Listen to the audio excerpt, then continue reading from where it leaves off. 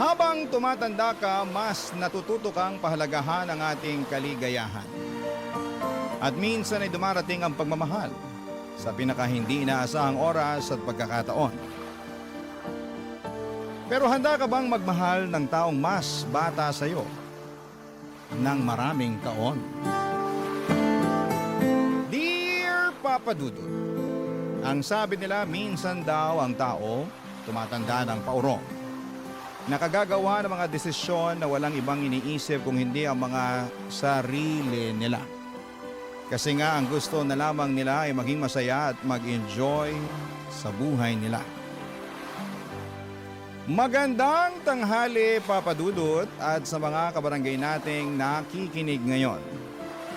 Just call me Martha.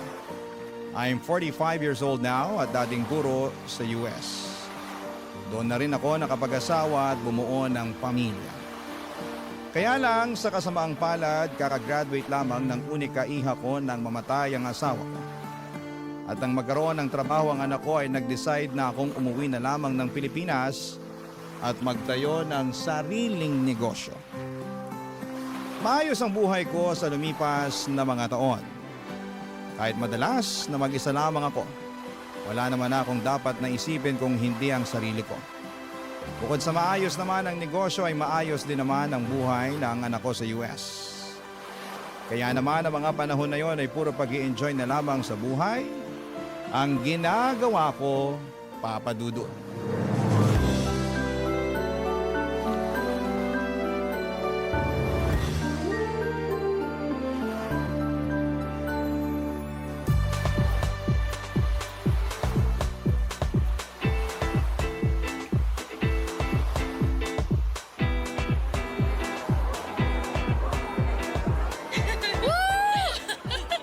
Sayaw pa tayo, Mars!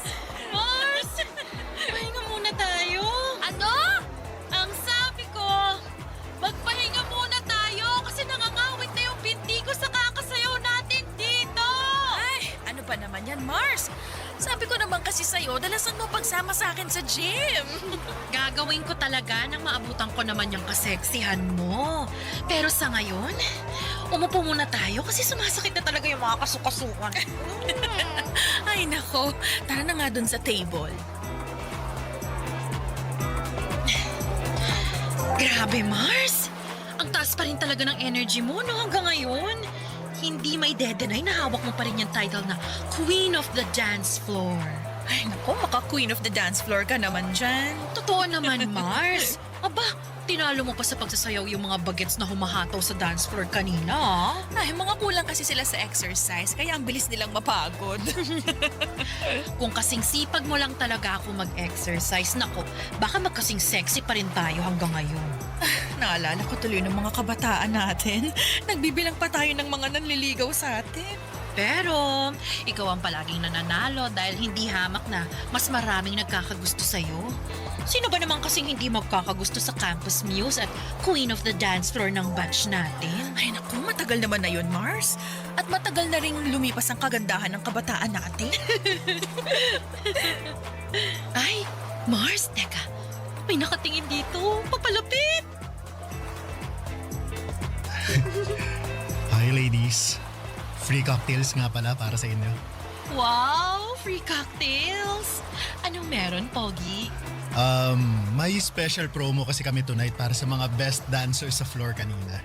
Ay, kasama ba talaga ako dyan? O para sa kaibigan ko lang yan? Hoy, Lani, ano ba yung sinasabi mo?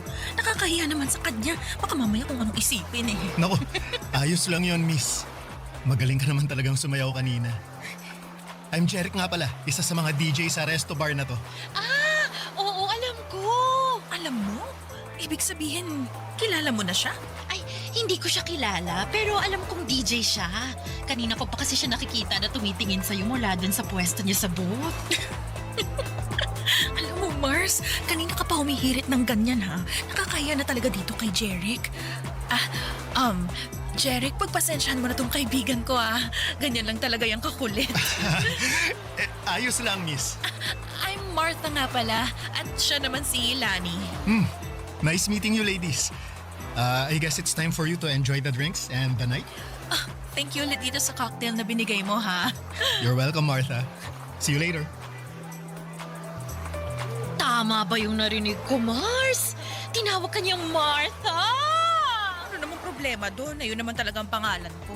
Wala man lang miss, ma'am, o madam. Martha talaga, ang FC, ha?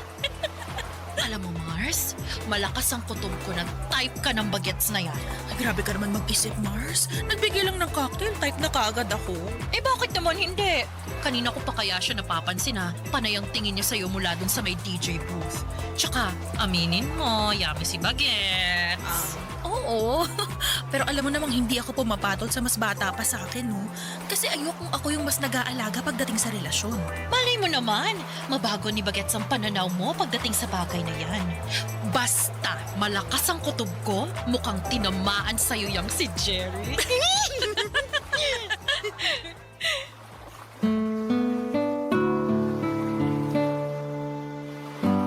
Papadudot, akala ko ay doon na matatapos ang pag-uusap namin ni Jeric dahil umuwi na rin kami noon ni Lani.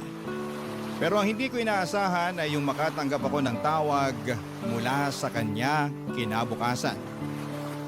Kinuha niya raw ang number ko kay Lani nang magkita sila sa may labas ng rest room.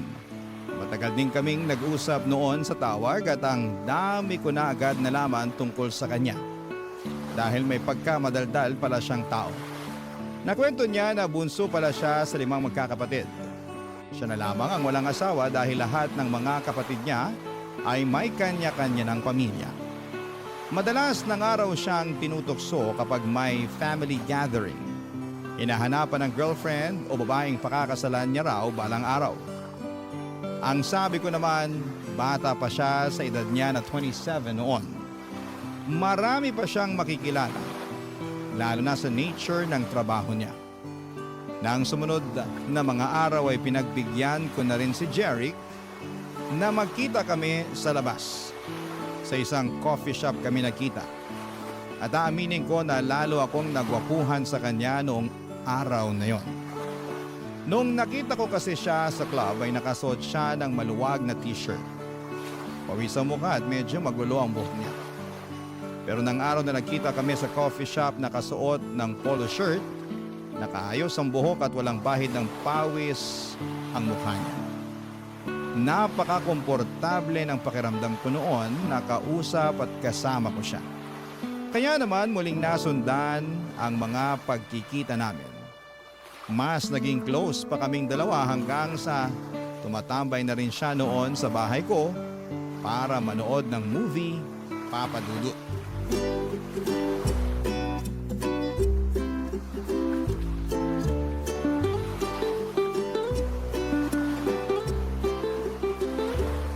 Ang ganda ng ending ng movie, no?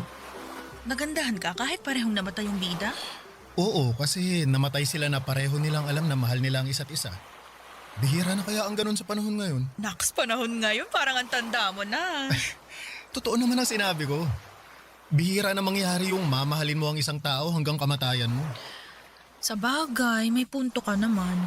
Iba na rin kasi talagang generation ngayon, ano? Karamihan sa mga tao, hindi na sineseryoso ang relasyon. O ay, mag-ice cream ka na muna. Thank you, Martha. Mukhang masarap to, ah. Ay, oo, favorite ko talaga tong ube na flavor. Dito nga palaging nasisirang diet ko eh. Ay, hindi mo naman kailangang mag-diet kasi hindi ka naman mataba.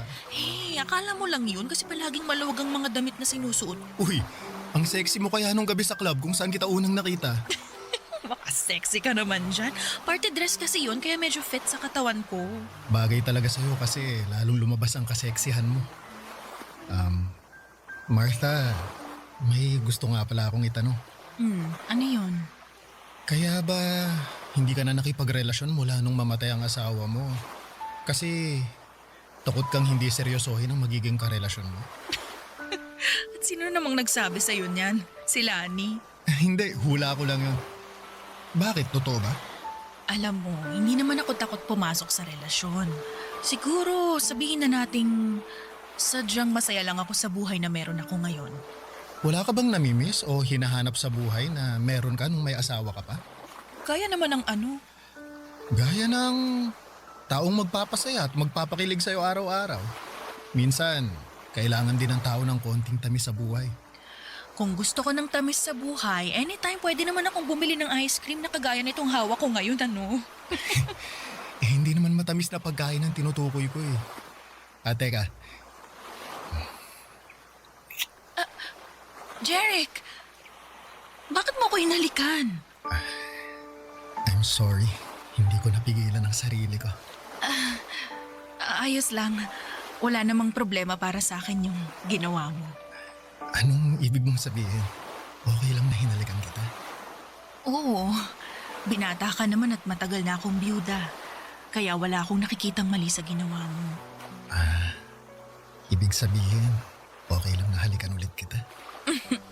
Hindi. Ha? Akala ko ba walang problema kasi pareho naman tayong single? Oo, pero ang ibig kong sabihin, mas okay kung ako ang hahalik sa'yo.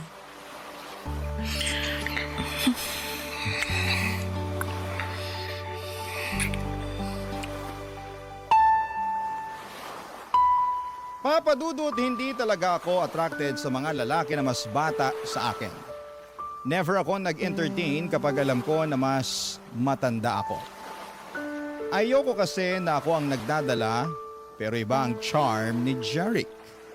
Kahit halos doble ang edad ko sa kanya ay nakita ko na medyo matured na siyang mag-isip at magsalita. Alam ko rin naman na hindi pera ang habol niya sa akin dahil may kaya rin siya sa buhay. Walang ibang responsibilidad kung hindi ang sarili niya. At ramdam ko na maganda ang intensyon niya para sa akin. Ayun nga lang ay hindi ko alam kung ano na ba ang estado ng relasyon namin noon. Pero ayos lang naman sa akin kasi wala pa rin sa isipan ko na pumasok sa seryosong pakikipagrelasyon. Ang mahalaga sa akin noon ay nag-e-enjoy ako sa kung ano ang meron sa aming dalawa ni Jeric, Papa Dudut. Barangay Love Stories. Barangay Love Stories. Papa Dudut, nauwi rin po sa relasyon ang namamagitan sa amin ni Jeric. Siya mismo kasi ang humingi ng label at assurance sa aming dalawa. Gusto niya raw kasi na masiguradong wala ng ibang lalaki ang aaligid sa akin.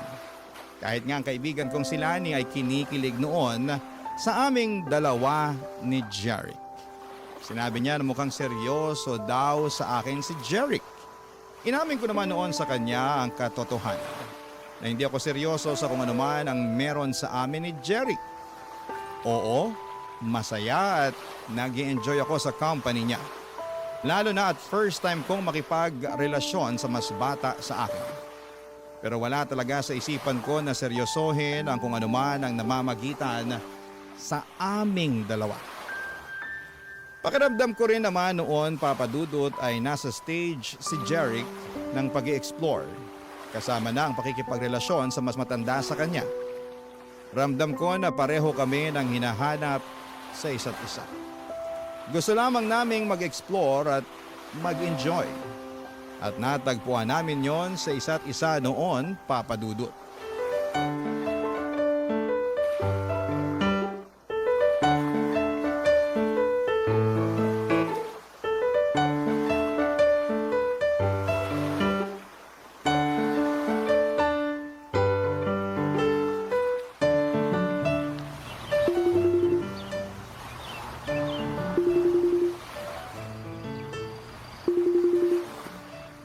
Ay, mabuti naman at sinagot mong video call ko, Mars. Oh, bakit?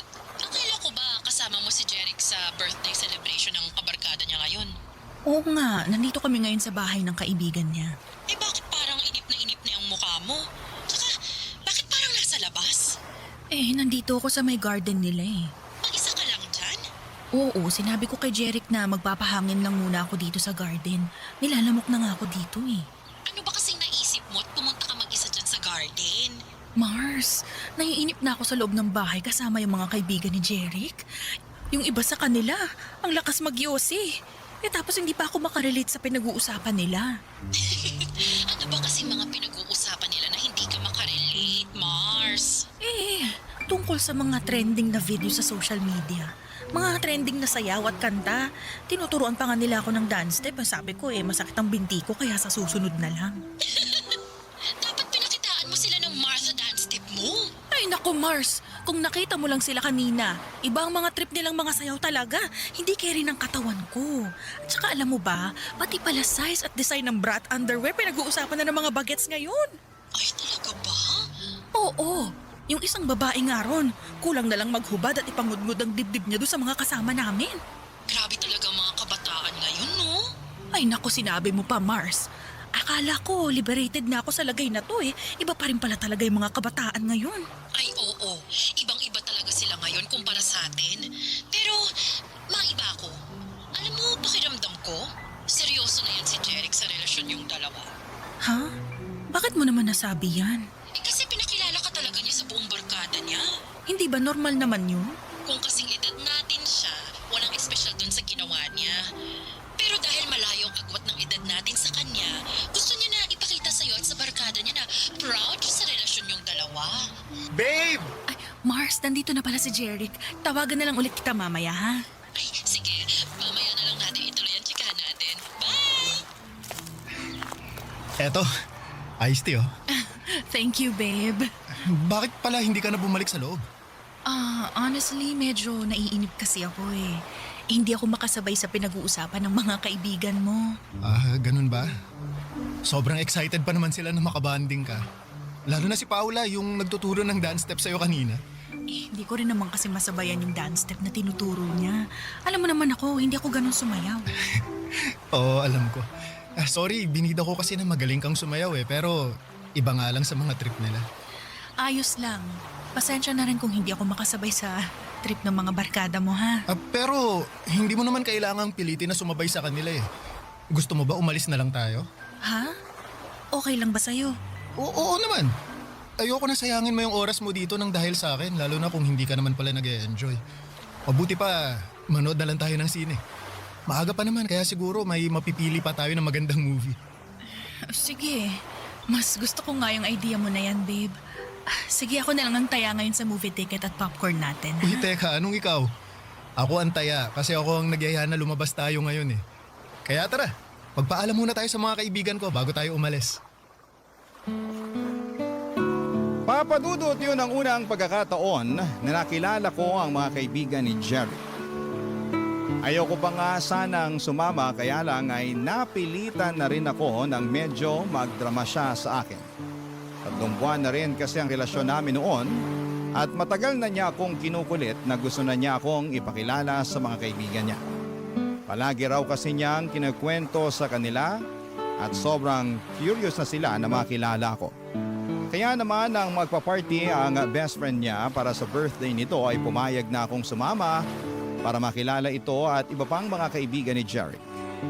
Sa totoo lang, isa sa mga dahilan kung bakit ayaw ko makipagrelasyon sa mas bata sa akin ay yung mga bagay na kinasanayan nila.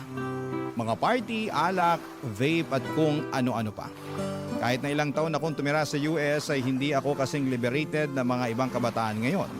At yung mga kaedad ni Jeric, hindi rin ako makarelate sa mga pinag-uusapan nila na trending sa social media dahil hindi ako madalas na mag-internet talaga papadudot. Bagay na nararamdaman ko ang pagkakaiba.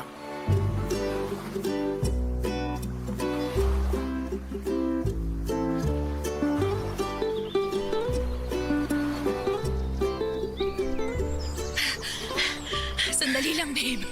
Pahinga muna tayo sa pagtakbo. Medyo hinihingal na kasi. O sige babe, sakto.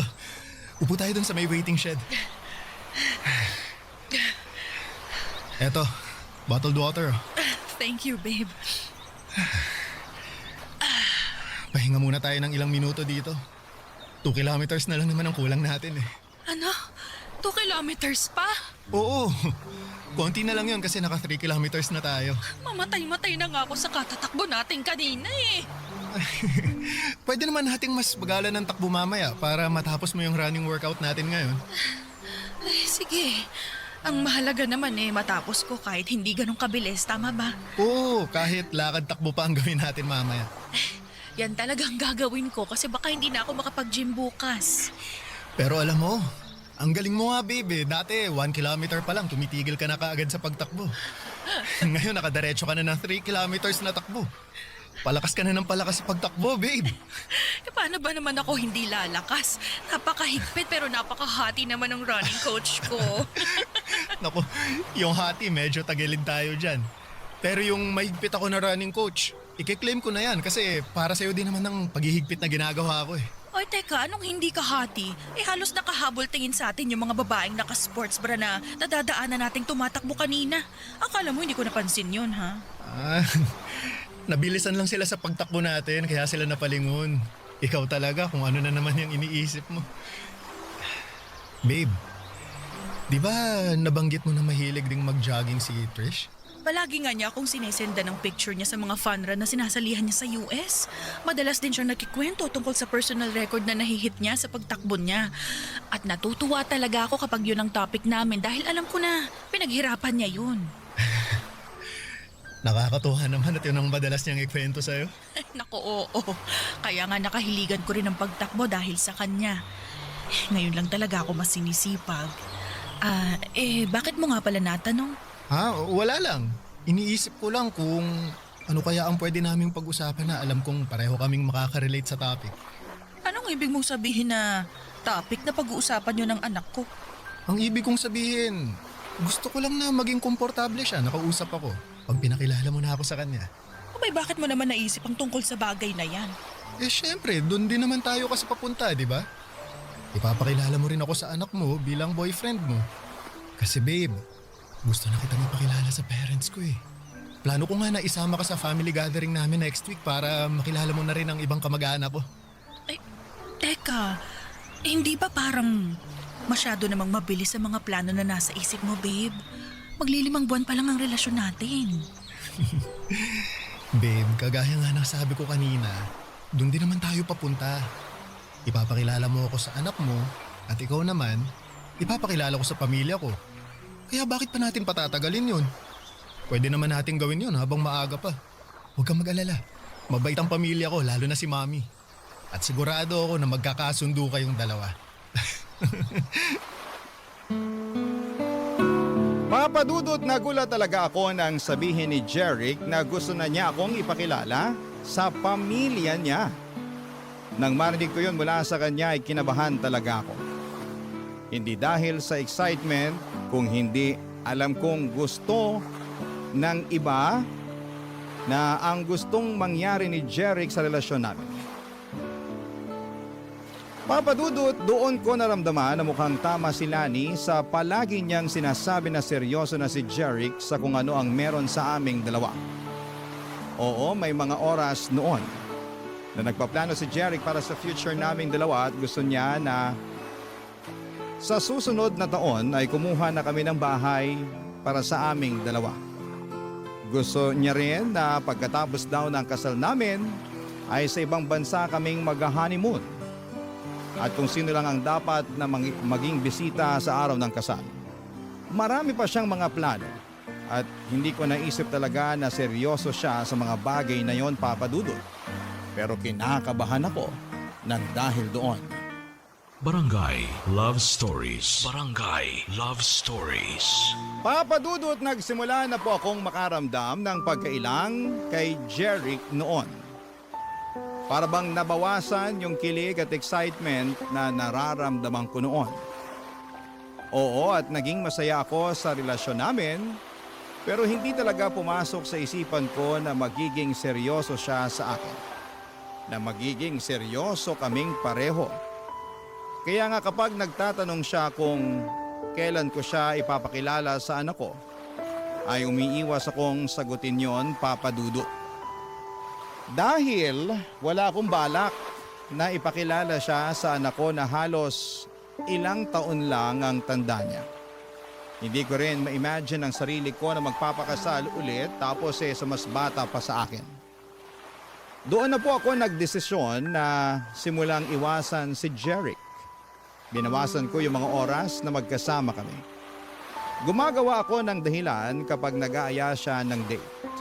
Sinasabi ko na Umalis ako ng bahay at may mga kailangan na ayusin sa negosyo. Napapadalas tuloy noon ang pagdadrama niya sa akin. Dahil hindi ko sinasagot ang mga tawag niya.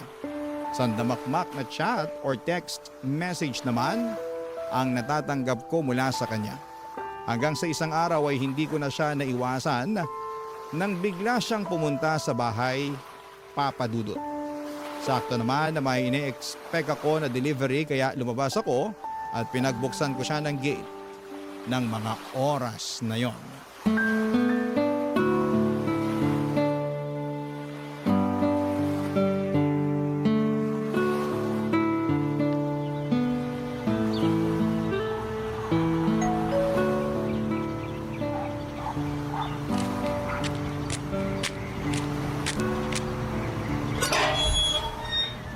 Oh, Jeric, ikaw pala yung nag-doorbell. Oo, ako nga. Akala ko yung magde-deliver ng in-order ko na makeup sa online. Ah, ganun ba? Baka parating na rin yun mamaya. Pero mabutit pinagbuksan mo na ako ng gate, babe. Pasensya ka na. Madalas din kasi akong wala dito sa bahay. Ayos lang yun. Sabi mo nga, may inaasikaso kang mga papeles na may kinalaman sa negosyo mo. Ganun na nga. Kaya ba hindi mo rin nasasagot yung mga tawag ko? Oo, kasi kapag nandito ako sa bahay, madalas tulog naman ako eh. Nakakapagod kasi talaga yung mga inaasikaso ko sa labas. Tapos ang layo pa ng dinadrive ko pa uwi rito. Bagsak na talaga ako sa kama. Ay, sabi ko naman kasi sa'yo sasamahan kita para may driver ka. Ayoko na rin kasing maabala pa kita. Alam mo kahit kailan, hindi ka naging abala sa akin, babe. Alam mo yan. At alam mo rin na ayokong masyado mong binibigay sa akin ng mga oras mo.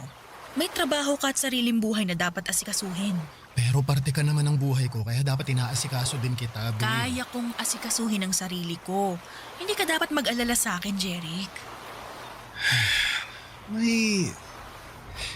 May problema ba tayo? Ha? Wala naman. Sigurado ka? Jeric, pwede bang sa ibang araw na lang tayo mag-usap?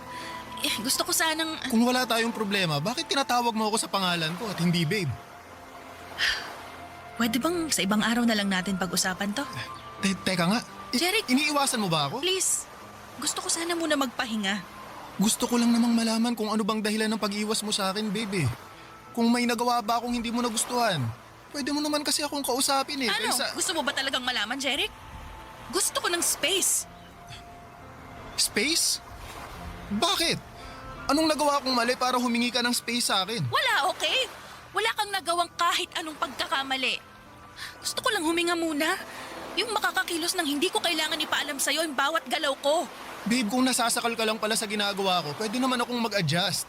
Hindi mo naman kailangan sagutin palagi lahat ng mga chat o tawag ko sa'yo eh. O kung gusto mo, babawasan ko rin ang mga pag-chat o tawag ko. Babe, hindi mo kailangan humingi ng space sa akin. Hindi mo ba talaga nakukuha yung point ko, Jeric? Gusto ko lang namang maintindihan mo na pwede naman nating ayusin to nang hindi tayo lumalayo sa isa't isa eh. Pero space nga mula sa'yo ang gusto ko. Yun ang gusto ko na ibigay mo sa akin. Martha, please. Martha, huwag mo naman gawin sa akin to. Umalis ka na, Jeric. Martha! Huwag ka nang gumawa ng gulo dito. Umalis ka na. At kung pwede lang ha, huwag mo akong i-chat o tawagan. Gusto ko munang matahimik ang mundo ko mula sa'yo. Kaya please lang, layuan mo muna ako. Papa Dudut, ilang araw pa akong kinulit ni Jeric noon hanggang sa tuluyan na niya akong binigyan ng space. Sa totoo lang ay medyo nakahinga ako ng maluwag nang sa wakas ay nagawa kong humingi ng space sa kanya.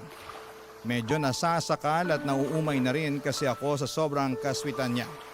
At hindi ko na rin gusto ang mga planong binubuo niya para sa aming dalawa. Ayoko na siyang paasahin pa, Papa Dudut. Ayoko nang isipin niya na pareho kaming seryoso sa relasyon naming dalawa.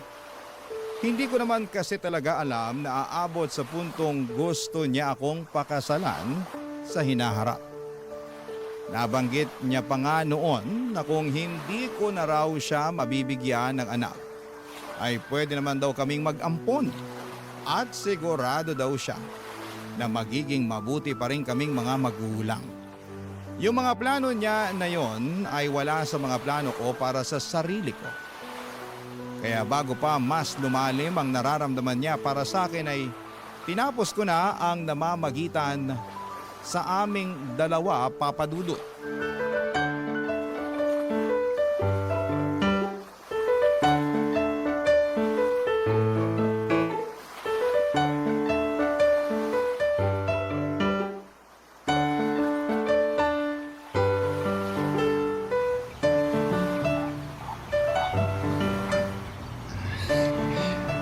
Martha, pwede ba tayong mag-usap? Mars, hintayin na lang kita sa parking para makapag-usap muna kayo ni Jerry. Sige, Mars.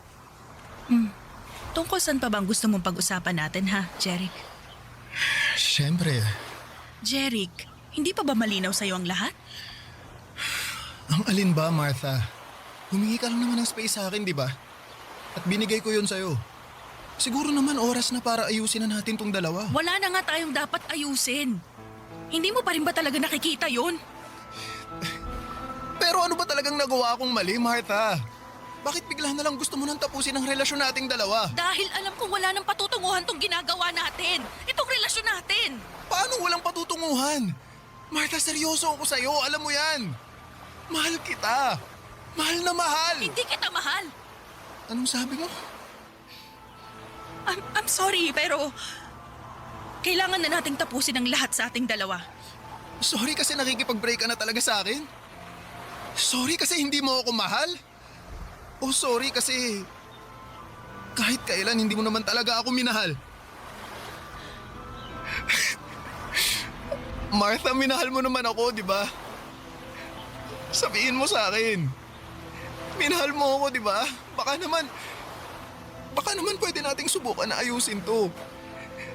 Promise, mas magiging maayos din akong boyfriend sa'yo. Susunod ako sa lahat na sasabihin mo. Ibibigay ko sa'yo lahat ang gusto mo. Martha, please. Nagmamakaawa ako sa'yo. Huwag mo naman gawin sa akin to. Jeric, I'm sorry talaga pero hindi ko na kayang ituloy pa yung relasyon nating dalawa. Ano pang kailangan kong gawin? Gusto mo bang lumuhod ako sa harap mo? Eto! Gagawin ko para lang balikan mo ako! Ito! Jeric, ano ba? Huwag kang lumuhod. Intindihin mo na lang sana yung desisyon ko. Ayoko na mas masaktan pa kita kaya ginagawa ko to. Mahal kita, Martha. Hindi ko kaya mawala ka sa akin. Hindi ko kaya. Please naman. Please ayusin naman muna natin to. Sorry, Jeric. Pero wala na talagang pwedeng ayusin sa ating dalawa. Sorry. Taalis na ako. Kailangan ko na rin umuwi. Martha, mahal kita. Mahal na mahal kita. Parang awa mo na. Huwag mo akong iwan, Martha. Martha!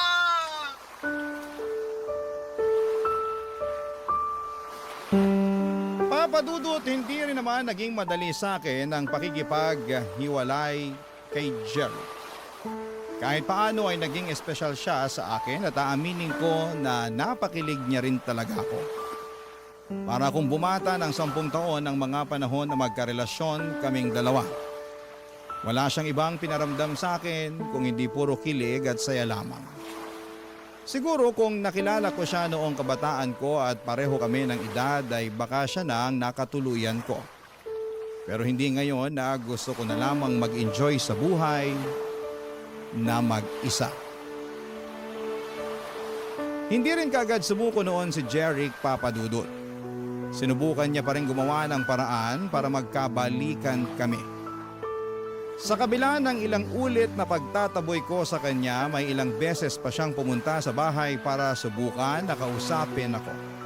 Pero hindi na ako lumalabas para harapin siya.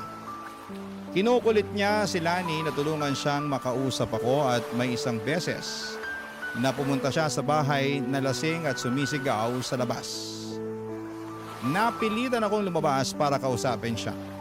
Halos sumagulhol ulit siya at nagmamakaawa na balikan ko siya. Hindi ko na rin tuloy napigilan ang sarili ko na maluha noon dahil sa awang nararamdaman ko. Hindi ko naman talaga gustong paasahin at saktan si Jeric noon. Gusto ko lamang na mag-enjoy sa buhay at maging masaya. At kahit ramdam ko kung gaano kaseryoso sa akin si Jeric ay hindi ko na siya pwedeng paasahin pa. Dahil alam ko na magkaiba kami ng pananaw sa buhay. At sa bandang huli, mas masasaktan ko lamang siya. Nagigilty pa rin ako hanggang ngayon pero umaasa na mahahanap na ni Jeric ang babaeng masusuklian ng tama ang pagmamahal niya. Hanggang dito na lamang po ang sulat ko at salamat po sa pagbibigay ng oras sa pagbabasa ng aking sulat. Ang inyong forever, kapuso at kabarangay, Martha. Anong say mo sa Barangay Love Stories na ito? Pagkwentuhan natin sa comment section yan. Ang mga kwento ng pag-ibig, kwento ng buhay at kwento ng pag-asa dito sa Barangay Love Stories.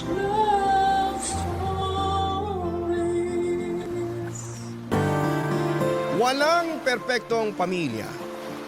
Bawat isa ay may kakulangan at kapintasan. Ngunit ang importante ay akuin natin ang mga pagkukulang na yon at gawin natin ang lahat upang makapagbagong buhay. Ikaw, kabarangay, gaano mo kamahal ang iyong pamilya? Dear Papa Dudut, magandang araw sa inyo at sa mga kabarangay nating mahilig makinig sa Barangay Love Stories. Tawagin niyo na lamang po ako sa pangalang Sherilyn, 55 anyos at naninirahan dito sa Bicol. Neto ko lang na-discover ang programa ninyo noong minsan ko itong napakinggan via online. Kaya naman nagpatulong ako sa kumare at kaibigan kong si Grace na magpadala ng sulat sa inyong programa. Gusto ko sanang ibahagi ang istorya ng buhay ko na nangyari noong 1993, noong nasa Maynila pa kami nakatira. 18 anyos pa lamang at magtatapos sa high school. Lumaki ako sa broken family at nakatira sa poder ng nanay ko kasama ang aking stepfather at 2 nakababatang kapatid. Pero 6 talaga kami at ako ang panganay. Ang 3 ko pong kapatid ay nasa poder ng mga tatay nila dahil magkakapatid lamang kami sa ina. Pero kahit nakatira kami sa isang bubong ay hindi malapit ang loob ko sa aking nanay Ninita. Sa katunayan ay mas tinuturing ko pang ina, ang Lola Lloyd ako.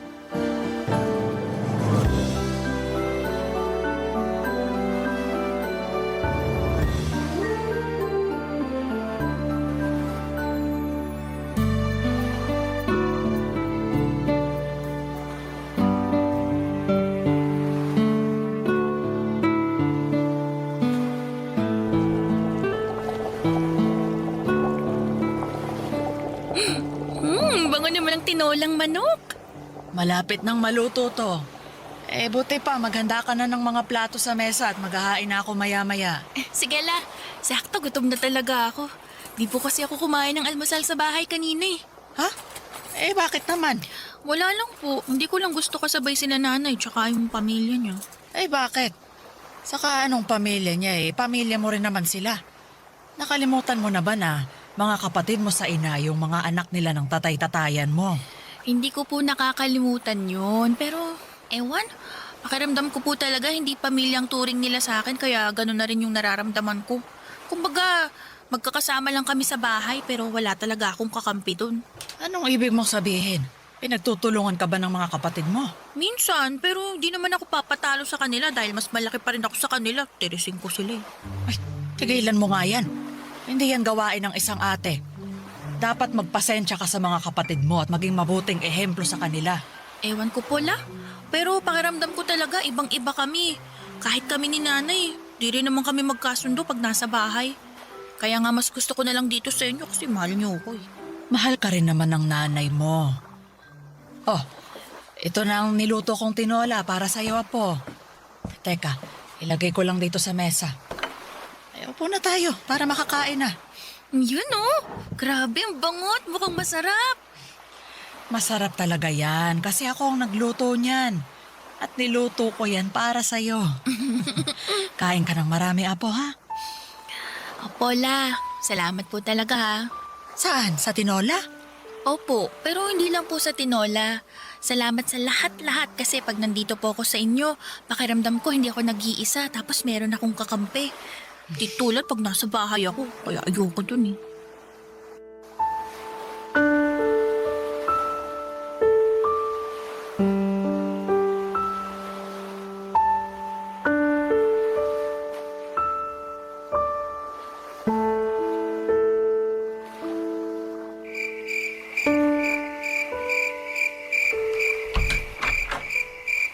Saan ka na naman nang galing yan?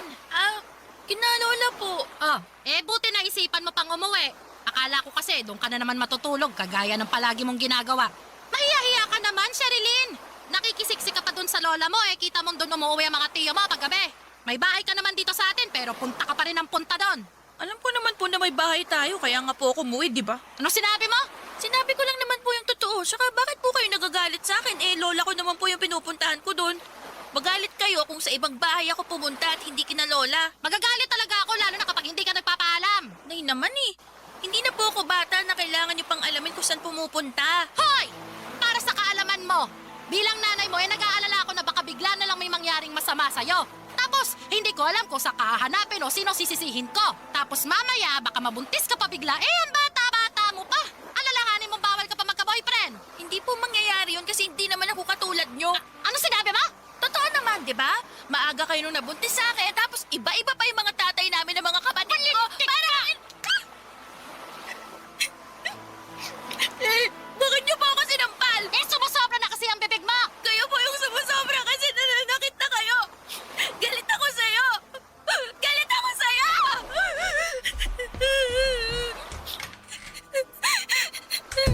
Sherilyn! Sherilyn! Lumabas ka na sa kwarto mo! Hindi ko kaya tapos mag-usap! Hoy, balik ka! Hoy, lumabas ka dyan! Lumabas!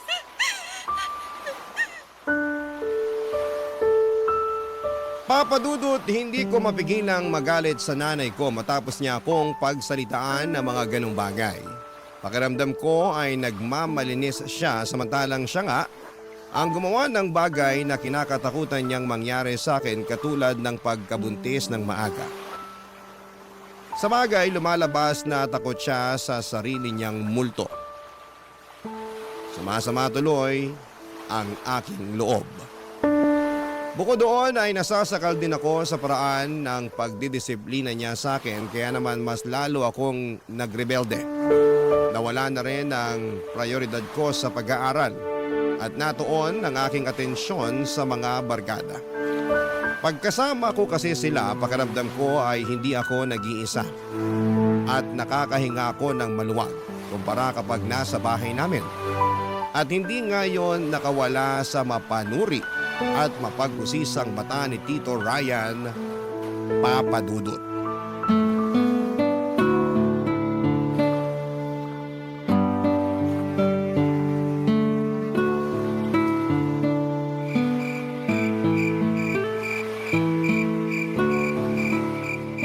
Sige na, Drew, umalis ka na. Baka mamaya may makakita pa sa'yo rito na hinatid ako eh. Sino namang makakakita sa atin malalim ng gabi? Siguradong tulog na ang mga tao. Kahit na. Hindi natin alam kung sino pang gising dyan. Ano naman kung makita nila tayo? Boyfriend mo naman ako. Ha? Sino naman may sabi sa'yo niyan? Ako lang. Naisip ko lang naman kasi nililigawan kita, di ba? Oo nga, pero hindi pa naman kita sinasagot ah. Huh? Di pa ba? Oo, hindi pa. Kaya hindi pa tayo magsyota. Kailan mo ba ako planong sagutin kasi? Ang tagal naman. Ikaw naman, masyado kang mainipin eh. Pero alam mo, matagal ko na rin talagang pinag-iisipan na sagutin ka. May nararamdaman na rin kasi ako sa'yo eh. Ganun naman pala eh. Pareho tayo ng nararamdaman sa isa't isa. Sapat na yung dahilan para maging tayo. Paano? Tayo na ba? Oo. Sige na nga, tayo na. Yes! Kami na! Kami na ni Sherilyn! Ano ba naman? Kasasabi ko lang na huwag kang maingay, di ba? Pasensya na. Di ko lang napigilan kasi sobrang saya ko eh. Ipigilan mo muna kasi baka pag may nakarinig, lagot tayo. Buti pa, umuwi ka na sa inyo. Papasok na ako sa amin kasi baka magising si nanay tapos hanapin pa ako, lagot ako doon. Oh sige, pero pwede bang balik muna sa pisngi? Ha? Sige na, balik na ako. Isa lang, sige na. Sige na nga, pero isa lang ha. Pagkatapos nito, papasok na ako sa loob ng bahay. Oo, isa lang.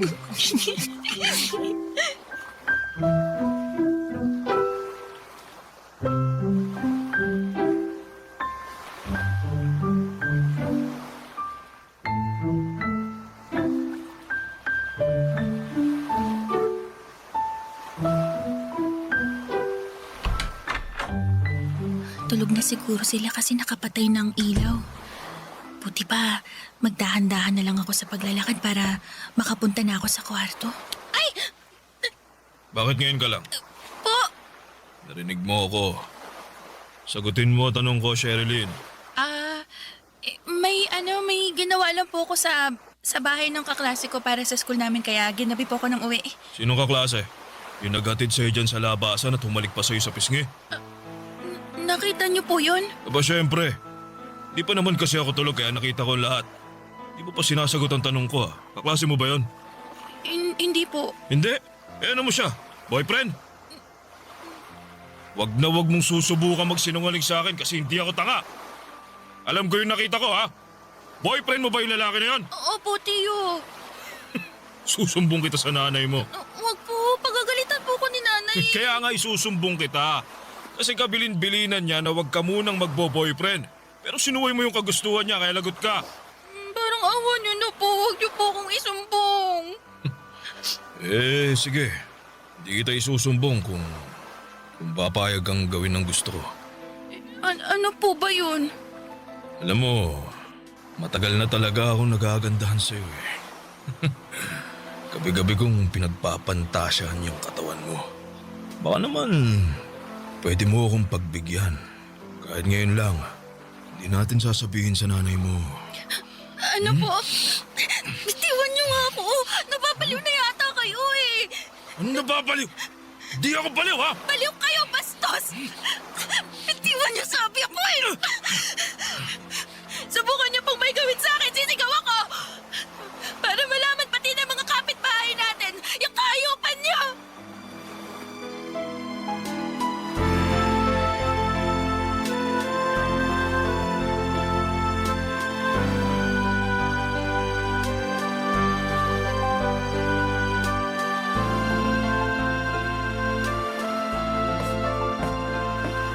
O, tamang-tama! Kasi kanina pa kita inaantay na magising. Bakit po? Nagtanong ka pa talaga? Eh, sinumbong ka lang naman sa akin ng Tio Ryan mo na nakita ka raw niya kagabi na hinatid ng boyfriend mo dyan sa tapat ng bahay natin. Eh, hinalikan ka pa nga raw niya sa pisngi. Totoo ba yan, ha? Sagutin mo yung tanong ko! Totoo bang boyfriend mo yon, ha? Opo. Anak ka ng... Ah! Kabilin-bilinan ko na bawal ka pa mag-boyfriend, di ba? Ano naman po bang pakialam niyo kung magka-boyfriend na ako? Matanda na ako. Wala ka pang alam sa mundo! Kayo po yata yung walang alam lalo na sa nangyayari sa bahay Ano natin. ibig mong sabihin, ha? Para sa kaalaman niyo. Pinagtangkaan lang naman akong gahasain ni Tio Ryan. Kapalit ng hindi raw niya pagsusumbong sa inyo. O tapos, ngayon sinisiraan mo ng tiyo mo kasi sinumbong ka sa akin? Anong klaseng utak meron ka, Sherilyn? Hindi magagawa ng tiyo mo yon kasi mabuti siyang tao. Kung meron mang masama rito, eh ikaw yon kasi pasaway at sinungaling ka! Papadudot yun na yata ang pinakamasakit na ginawa ng nanay ko sa akin.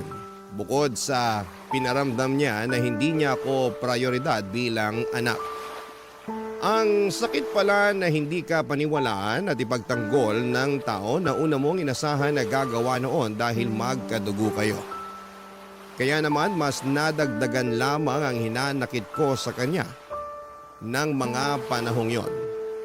At bunga na rin ang takot ko sa stepfather ko na baka ulitin niya pa ang pagtatangka sa akin ay nagdesisyon akong gawin ang isang bagay na matagal ko nang pinag-iisipan na gawin. At yun nga ay ang lumayas sa pamamahay namin. Bit-bit ang ilan kong damit at gamit na inimpake ko sa aking itim na bag at kakaunting pera papadudot na tinabi ko mula sa aking baon.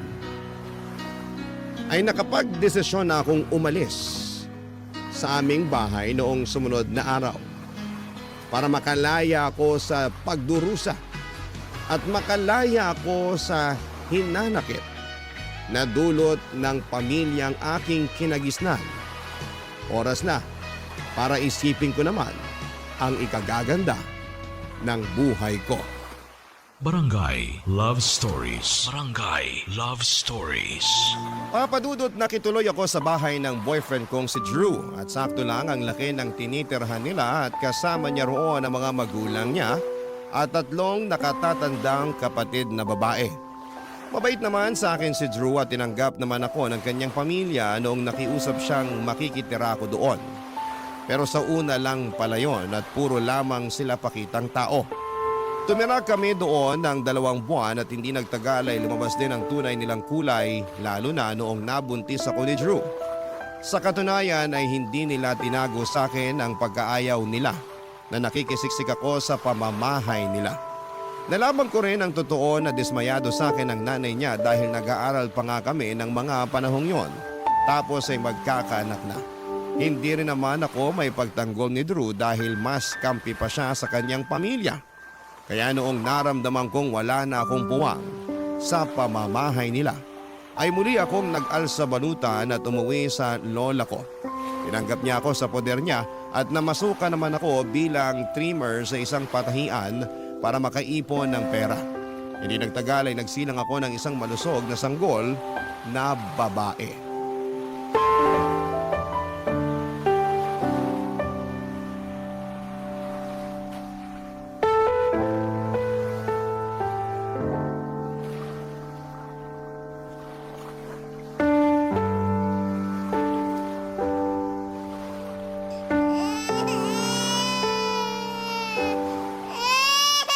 Hindi pa titigil kakaiyak tong batang to. Hindi ko makapagbasa ng maayos. Okay lang nasa exciting part na ako dito sa binabasa ko eh. Ay, Sherilyn, hindi pa ba naririnig ang iyak ng anak mo?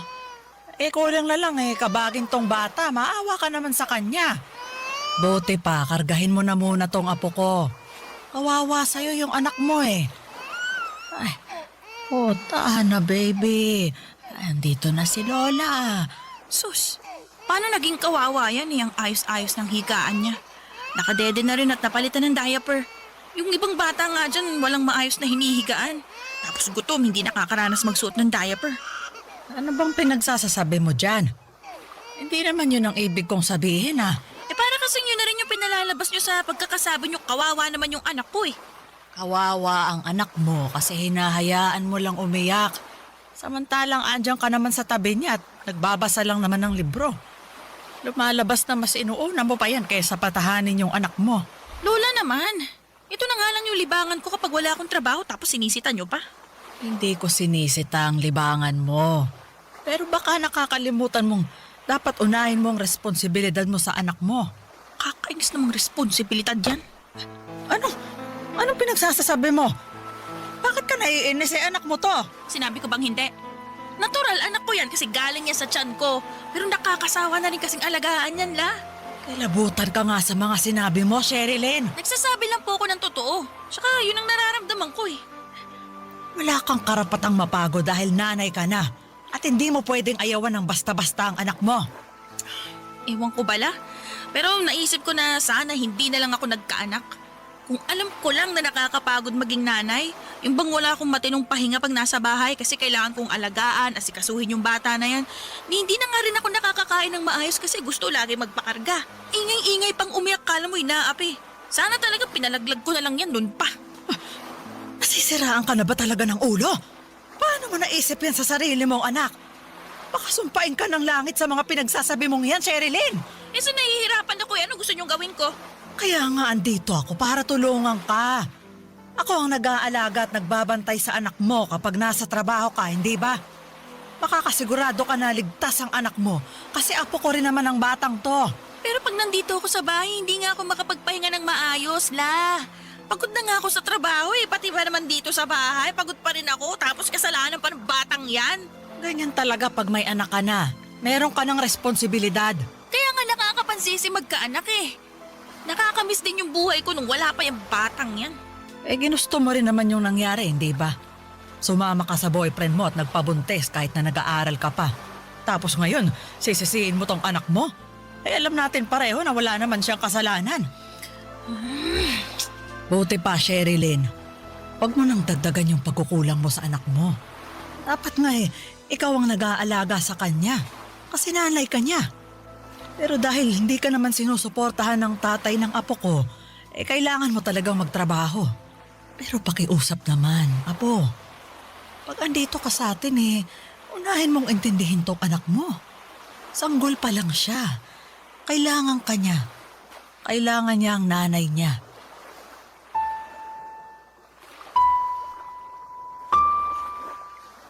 Papadudot mahal ko naman ang aking anak at masaya ako noong sinilang ko siya. Pero aminado ako na kinasawaan at kinapaguran ko talaga ang pag-aalaga sa kanya. Bukod doon ay mas naging abala ko sa pagtatrabaho kaya naman si Lola na ang nag-alaga sa kanya. Sa katunayan, kapag nasa trabaho ako ay pakiramdam ko ay malaya ako sa mga responsibilidad ng pagiging nanay. Tapos nung nagkaroon na ulit ako ng mga kaibigan sa aking pinagtatrabahuhan, pakiramdam ko ay bumalik sa akin ang kabataan ko na maagang inagaw ng pagiging nanay. Kumbaga ay bigla akong nasabik gawin ng mga bagay na ginagawa ko noong dalaga pa ako. Kaya nga kahit na nakokonsensya dahil dapat inaalagaan ko ang anak ko, lalo na kapag wala akong pasok ay mas nanaig pa rin sa akin ang impluwensya ng mga katrabaho ko ng mga panahong yon, Papa Dudut.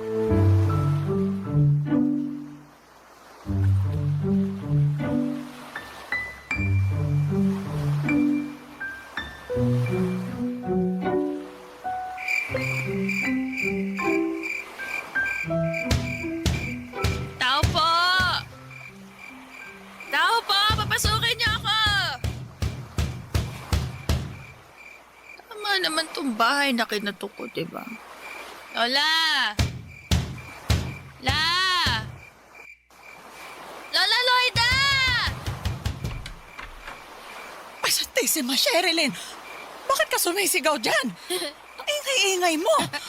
May maingay bang tahimik? Pero nga, lasing ka ba? Naku, hindi. Di po. Anong hindi? Amoy alak ka. Nakainom lang po. Pero konti lang naman. Nagyaya kasi yung katrabaho ko kasi birthday ng anak niya. Ayun, inimbitahan kami sa kanila para kumain. Tapos may paalak. Buti pa, pasok na po ako. Lamok dito sa labas eh. Sherilyn! Ano bang ginagawa mong bata ka? Halika, alalayan na kitang tumayo. Sensya na po natisod lang. Umikot kasi yung paningin ko eh. Yan bang nakainom lang? Halos hindi ka na nga makalakad ng diretso. Wala naman eh. Huwag niyo na po ako sermonan. Umipintig na nga yung ulo ko sa sakit tapos dami niyo po sinasabi dyan. Marami talaga akong sasabihin. Kasi hindi gawain ng matinong nanay ang ganyan. Halika na, pumasok ka na at dumupo ka muna dyan sa bangko. Kuha muna kita ng tubig na maiinom. Sige po, La. Nay, napatulog ko na po yung anak ni Sherilyn. Wala pa ba siya? Anong wala pa? Ayan lasing na lasing nga. Nay, ano pong ginagawa niyo rito kay na Lola? Tinalo ko lang ang nanay ko. Eh ikaw, bakit lasing ka? Tsaka anong oras na Uwi ba yan ng isang matinong nanay? Baka nakakalimutan mong may anak ka naghihintay dito. Pwede ba? Huwag niyo na po ako sermonan. Sakit-sakit na nga ng ulo ko eh. Itong tubig, Sherilyn. Kunin mo, inumin mo na. Salamat po, La. Grabe, tabang naman ito. Mas masarap pa yung alak eh. Bakit ka ba nagkakaganyan? Anong bakit ako nagkakaganto, Nay? Ayos naman ako ah. Hindi ka ayos kasi nakuha mo mag-inom at magpakalasing samantalang may anak ka na naghihintay sa'yo rito sa bahay. Parang ngayon na nga lang naman ako uminom ah. Kung makapagsalita kayo dyan, kala nyo talaga lasinggera ako. Pero sabi ng lola mo, palagi mo raw pinababayaan yung anak mo. Pag andito ka sa bahay hindi mo maaalagaan dahil abala ka sa ibang bagay. Tama ba yon? Hindi yun gawain ng mabuting ina. Eh ano po bang alam niyo sa pagiging mabuting ina? Eh hindi nga kayo naging ganun sa akin tsaka sa iba kong mga kapatid ah. Anong sinabi mo? Sherilyn, huwag mo kang sagutin ng ganyan ng nanay mo. Hindi, sasagutin ko siya kasi masyado siya nagmamalinis eh. Kung makapagsalita siya, nakala mo ako yung pinakamasamang nanay sa mundo. Bah, matuto muna kaya siyang manalamin. Tingnan niya muna yung sarili niya para makita niya kung gaano siya karumi. Sumusobra ka na talaga sa mga pinagsasabi mo sa akin, ha? Bakit? Nasasaktan ka kasi totoo? Bago kasi kayo magsalita ng masasakit sa akin, sana isipin niyo muna na kayo nga hindi nga rin naging matinong nanay sa amin. Tsaka baka nakakalimutan nyo na kasalanan nyo kung bakit ako umalis sa bahay nun. Kasalanan nyo! Ano kasalanan ko? Paano ko naging kasalanan yon, ha? Eh kasi hindi kayo naniwala sa akin nung nagsumbong ako tungkol sa kabastusan nung kinakasama nyo. Ako pa yung pinalabas niyong sinungaling. Totoo ba yung sinabi mo, Sherilyn? Opo! Yun talagang rason kung bakit ako lumayas nun kina nanay. Bakit hindi ka rito pumunta para nakapagsumbong ka sa akin? Bakit sumama ka sa boyfriend mo? Eh kasi siya lang naman yung kakampi ko noong mga panahong yun eh. Hindi ko rin alam kung paniniwalaan niyo ako pag nagsumbong ako sa inyo. Sarili ko ang nanay, sinabihan akong sinungaling eh. Kayo pa kaya? Kaya sinong pupuntahan ko? Eh di nag-iisang pwede kong takbuhan.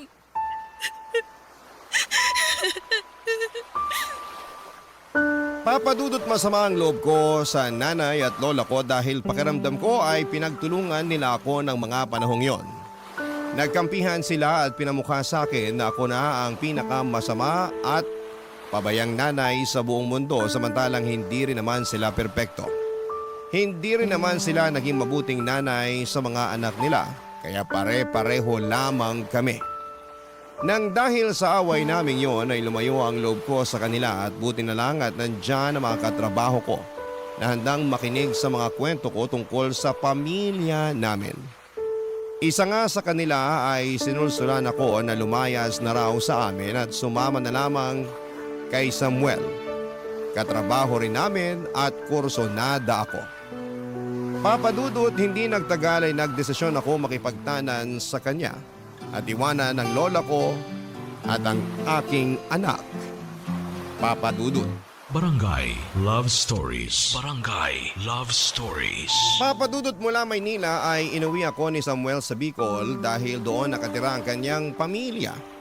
Bale nangungupahan lang siya sa Maynila at nakipagsapalaran lamang doon. Noong nakipagtanan ako sa kanya ay nagdesisyon siyang umuwi sa probinsya nila upang doon maghanap ng trabaho. Nakapasok siya bilang kargador sa palengke habang ako ay nakatira sa bahay ng mga magulang niya. Aminado ako na mayroong agam-agam sa puso ko na muling makisama sa pamilya ni Samuel dahil ayoko nang maulit ang pinagdaanan ko noon sa pamilya ni Drew. Pero napagtanto ko na wala namang perpektong pamilya at dahil ako ang dayo ay kailangan ko talagang makisama. Kaya naman yun ang ginawa ko, papadudot. At masasabi ko na sa unang isang buwan ng pananatili ko kina Samuel ay nakasundo ko ng gusto ang pamilya niya. Mabilis na lumipas ang ilang taon at nagkaanak kami ni Samuel ng 5 at nakapagtayo na rin kami ng maliit na bahay malapit sa tinitirhan ng magulang niya. Taong 2005 nang lumuwas kami ng kinakasama ko sa Maynila dahil kinakailangan naming i-confine sa ospital doon ang bunso naming may sakit sa puso. Kaya lang, bigla ko namang dong nakita si Lola Papadudut.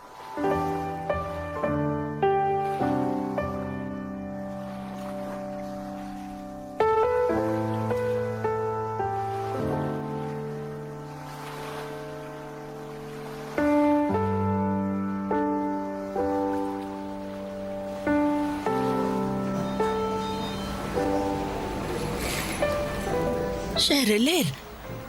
Sherilyn, ikaw nga. Lola, Ako nga. anong ginagawa niyo rito? Bakit kayo nasa ospital? Kasama ko ang anak mo. Nakapila kami para makapagpa-check up siya.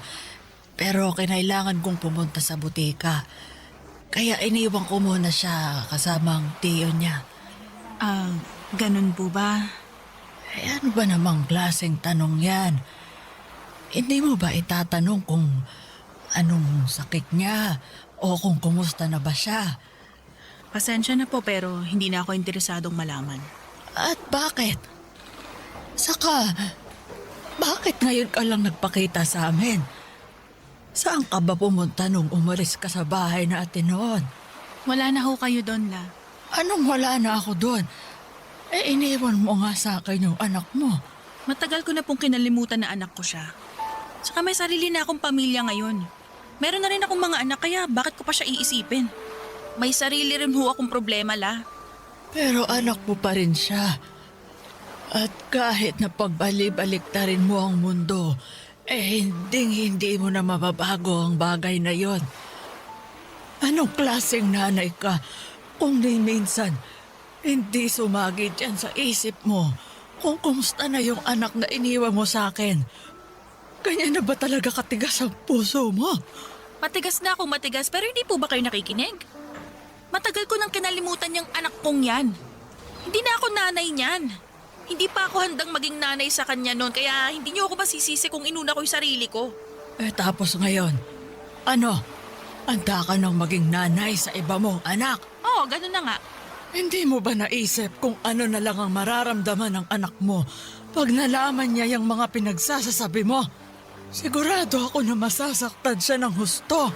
Wala na nga ho akong pakialam kahit masaktan siya o kung ano pang isipin niya.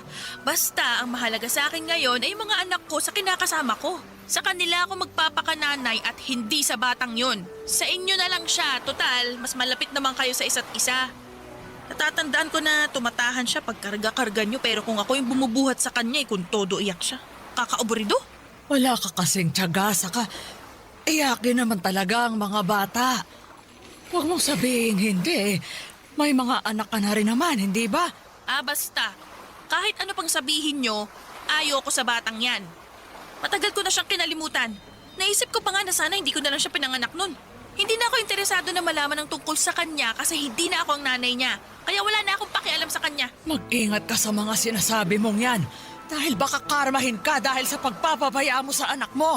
Kung kakarmahin ako, sana karmahin din kayo ni nanay dahil hindi rin naman kayo mga mabuting magulang. Anong sinabi mo? Kasalanan niyo kung bakit napaniwara ang buhay ni nanay. Kasi hindi niyo naman siya pinalaki ng maayos. Tapos, kasalanan ni nanay kung bakit nasira ang buhay ko. Trinato niya rin ako na para bang wala akong halaga sa kanya. At ni minsan hindi ko naramdaman yung pagmamahal niya bilang isang ina. Alam niyo, wala nang kwenta tong pinag-uusapan natin eh. Diyan na kayo. Sandali! Saan ka pupunta? Sa anak ko nga. Sigurado hinahanap na ako nun. Eka lang. Sherilyn, huwag ka munang umalis. Naku, La, pasensya na. Kailangan ko na umalis. Sana po hindi na ulit tayo magkita. Papa Dudut, hindi lubusan ang aking kasiyahan ang makita ko si Lola sa ospital na pinagdalhan niya sa anak na iniwan ko sa kanya noong araw. Di tulad ko na kinalimutan na ang responsibilidad sa aking panganay. Pinilit pa rin ako ni Lola na magpakananay sa aking anak, bagay na hindi ko sinangayunan. Para sa akin ay bahagi na lamang ng nakaraan ko ang batang iniwan ko sa kanya at gusto ko na lamang magpatuloy sa buhay na hindi siya kasama. Kaya lang ay pinarusahan yata ako ng langit sa pag-abandon ako sa aking anak dahil inabot ng kamalasan ng pamumuhay at pagsasama namin ni Samuel. Una nga doon ay namatay ang aming bunso na naging dahilan upang magkalamat ang relasyon namin ng kinakasama ko. Pangalawa ay natuto siyang mambabay at nalulong sa bisyo kaya kinailangan ko magtrabaho upang buhayin ang 4 pa naming mga anak. Mabilis na lumipas ang ilan pang taon. Lalong humirap ang buhay namin. namatay na rin si Samuel noong pandemic at nagsilakihan na rin naman ang mga anak namin pero tila ba wala silang pakialam sa akin. Doon ko nga biglang naalala yung anak na iniwan ko kay Lola, Papa Dudut.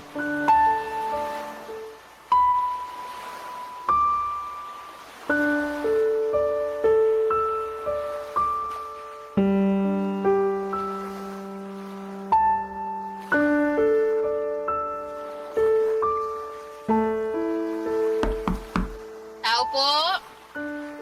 Tao po! Sino yan? Sino ka, Neng? Ako po si Cecil. Sinabi sa akin na dito raw po nakatira si Sherilyn. Hinahanap ko po siya. Ha? Bakit mo naman hinahanap? May importante po kasi akong sasabihin sa kanya. Ako si Sherilyn. Ano ba sasabihin mo?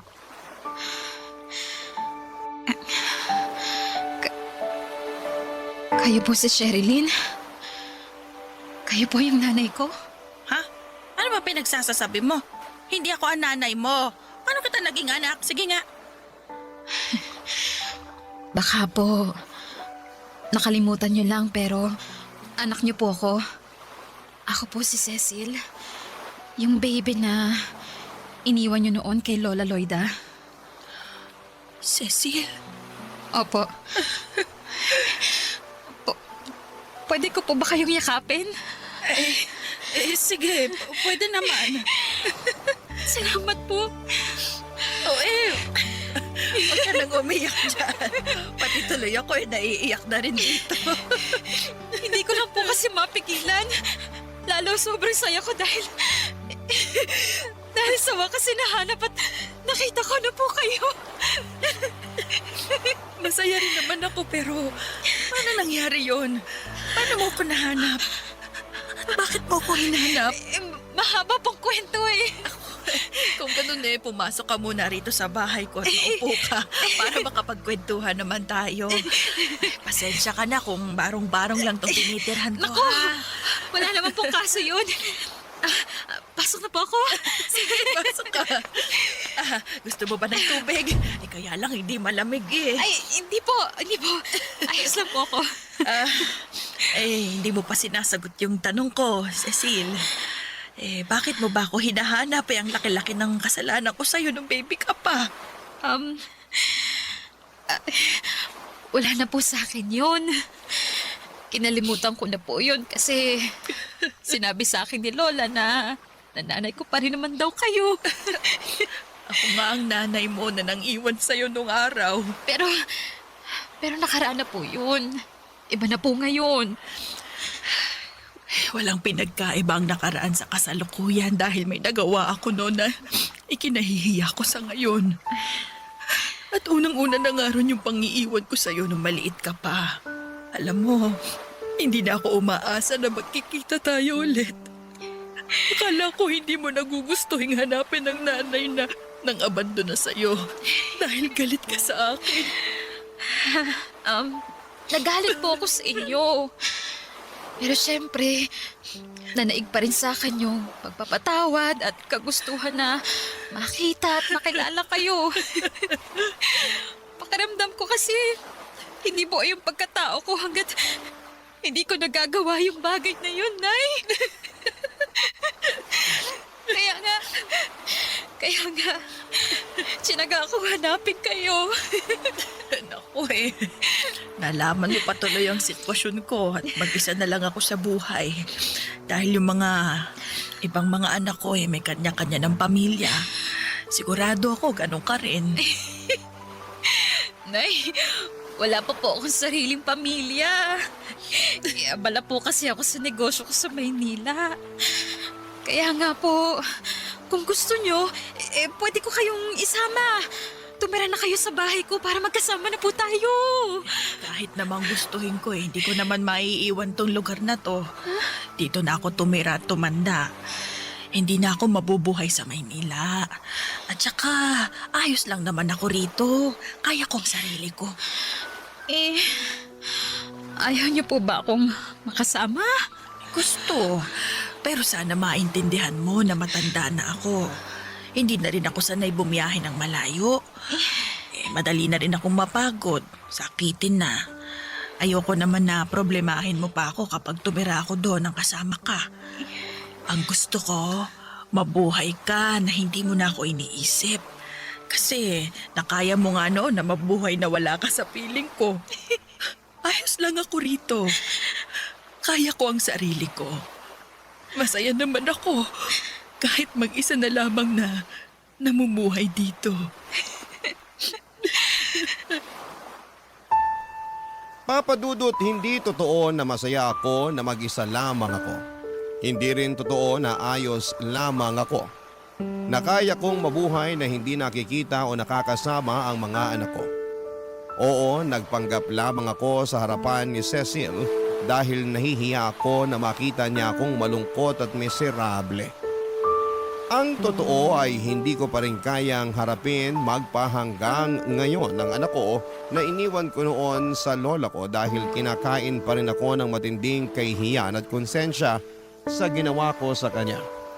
Pero sadyang mabait at mabuti ang pagpapalaki sa kanya ng lola ko dahil nangako sa akin si Cecil na dadalaw-dalawin na lamang niya ako rito sa Bicol at tutulungan pa rin ako kahit papaano.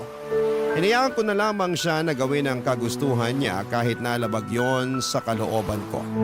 Alam ko na marami sa mga kabarangay natin ang magsasabi na ako na nga yata ang pinakamaarte sa lahat. Dahil ako na nga ang tinutulungan ng anak ko ay nag-iinarte pa ako. Pero hindi niyo po ako masisisi. Kasi pakaramdam ko ay hindi ako karapat-dapat na ituring at tawagin niyang nanay. At nagsisisi ako sa mga nagawa ko sa anak ko na hindi dapat tularan ng mga kabarangay nating nakikinig sa ating kwento.